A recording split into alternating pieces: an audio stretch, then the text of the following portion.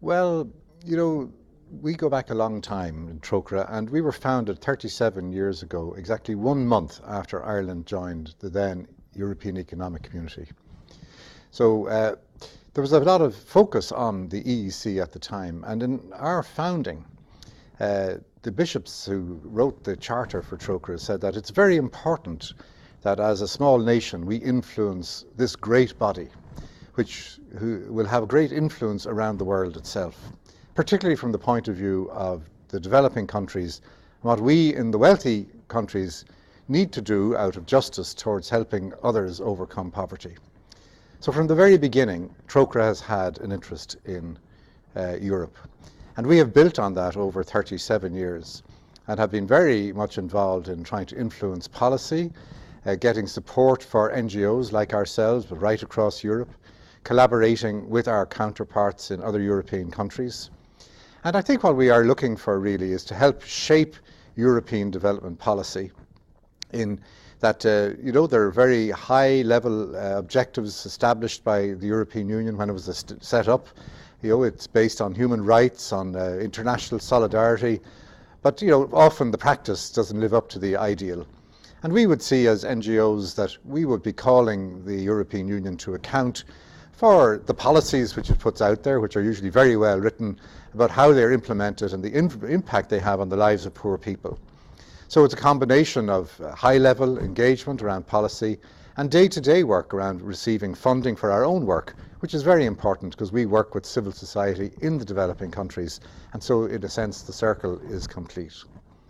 I would say that we do that through a whole range of mechanisms.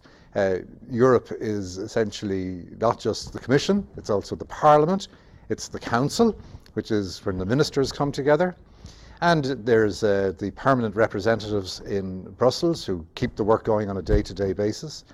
So those are four bodies that with which we have to relate, and we particularly at the Parliament there's a great interest through the different committees.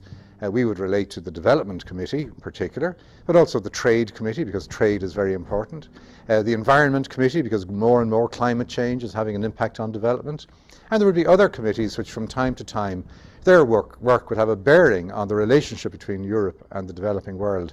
And so we would be active in lobbying members of those committees and of seeing that work through the other different institutions of the Union.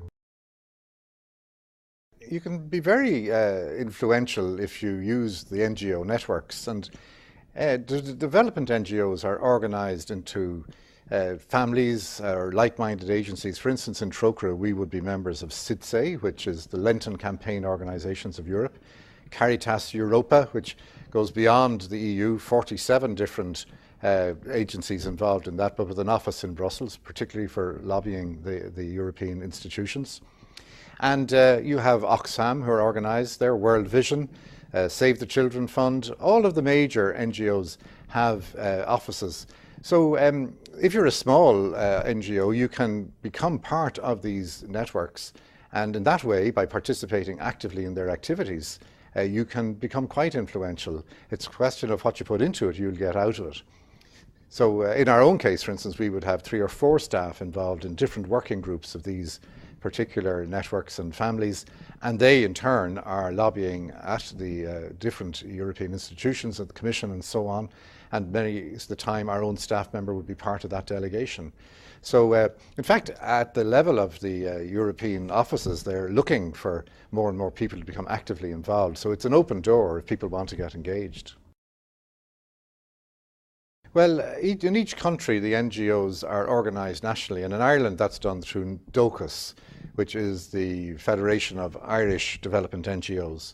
And DOCUS is a member of CONCORD, which is the confederation right across the European Union of all of the NGOs. So CONCORD represents over 2,000 NGOs across 27 member states, and it just so happens at the moment that I am the president of that, and that gives Ireland a little bit more extra influence. So any NGO that is eligible to join the national platform, as we call it, which is DOCUS, can use that as its entree to Europe. And within CONCORD there are about 12 different working groups. There's a policy forum looking at all the high-level issues. There are working groups on food, on HIV/AIDS, on gender, on the human rights-based approach to development, on finance for development, and many more. So there's quite a menu there to pick and choose from, and so if you become active, you can go to that working group that most meets your own needs.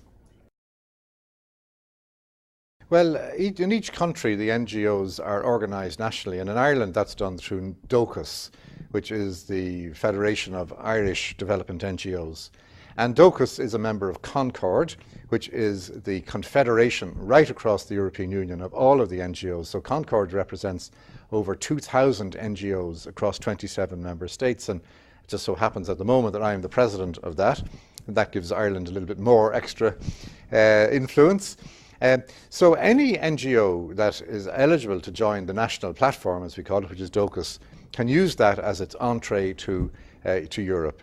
And within CONCORD there are about 12 different working groups. There's a policy forum looking at all the high-level issues. There are working groups on food, on HIV/AIDS, on gender, on the human rights-based approach to development, on finance for development, and many more.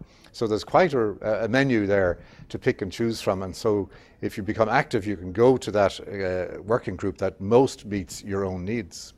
CONCORD office facilitates the members to come together, to have meetings. The expert policy people will do briefings so those who are coming know what is the up-to-date situation.